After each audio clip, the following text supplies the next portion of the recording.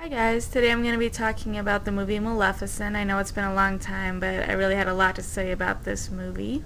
One thing that makes this movie a big deal is that it was a huge summer blockbuster and there was a lot of hype around it with all of the big names that were starring in it, and I was pretty excited to go see it, so that's why I'm going to talk about it today. Alright, and as per the usual, I'm going to be going over 4 basic categories. Of course, the characters and the actors who play them. And then I'll talk about the storyline, and then I'll go into all the good stuff and all the bad stuff, what I liked and what I didn't like. And then I'll try and end with some trivia, as I always do. So, there were some pretty big names in this movie. I'm going to start by talking about Maleficent herself, played by the amazingly talented Angelina Jolie. I feel like they really underutilized her as a character. The character herself, Maleficent, was portrayed very well. She had the look, she had the vibe about her. She was very evil, but also you felt for her, and Angelina Jolie did an amazing job. I mean, perfect casting for her as Maleficent. It was perfect. So we have Sleeping Beauty herself, Aurora, played by Elle Fanning. I also thought she did an amazing job. I felt like her job was to be giggly and flirty and fun, and she did all of that. But I'll talk more about that later. The crow character, who turns back and forth from a human to a crow, he has a name I can't remember. I'm just going to call him the Crow. I didn't know who this actor was, and I didn't recognize him from anything else, but I thought he did a great job. He was actually one of my more favorite characters. I wish he had said more and done more. And finally, King Stefan is played by Charlotte Copley. Sorry if I ruined that. I also didn't recognize him from anything, and as a character, I was really confused by him. One minute he's good, and the next minute he's bad, and then he's like regretful, and then he's like completely talking to himself crazy, and I really didn't get him at all. I didn't like him as a character.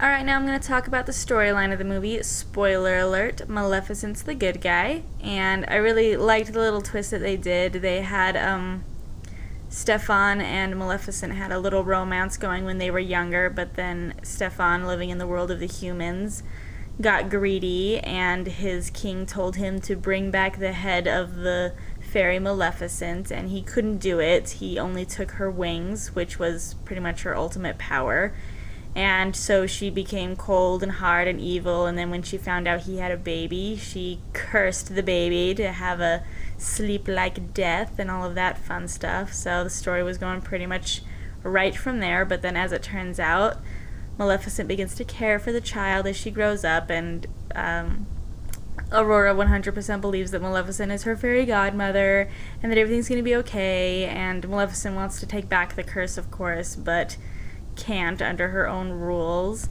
And then at the end of the story, instead of Prince Charming kissing her awake, a motherly kiss from Maleficent awakes the princess, and it was true love's kiss. It was very nice. It was refreshing to see something that was not the prince, that she just met, waking her up. It was, the tender motherly love that is unconditional between a mother figure and a daughter figure, and I liked that.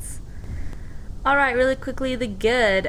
This movie is visually breathtaking. It is gorgeous, as, it's using the latest CGI techniques, and Maleficent's makeup and hairstyling and clothing styling was done perfectly, and near the end of the movie she gets her wings back and she gets to stand tall again as the woman she was, or the fairy she was, and I really liked that. They portrayed her as a very strong woman who also has a very caring heart, and I really liked that.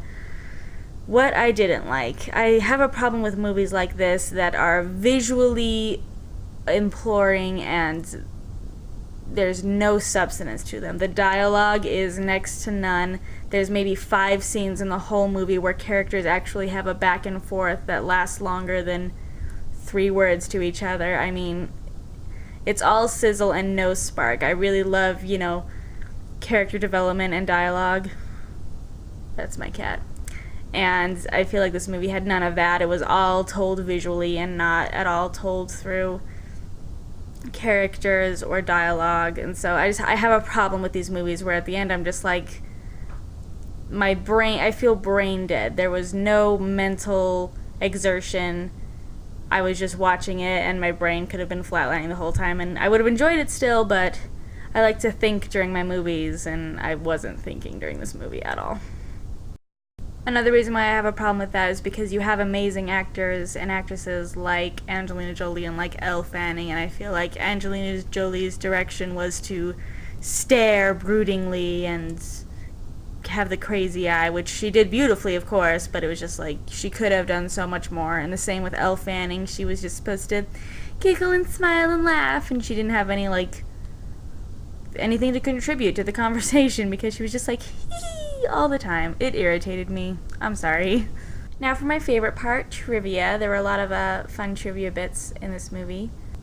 The first bit of trivia I'm going to share is that the title song, Once Upon a Dream, is performed on the soundtrack by Lana Del Rey, and Angelina Jolie chose her personally because, well, of course, because she's amazing. And if you haven't heard that version, listen to it. I love it. I could listen to it every day.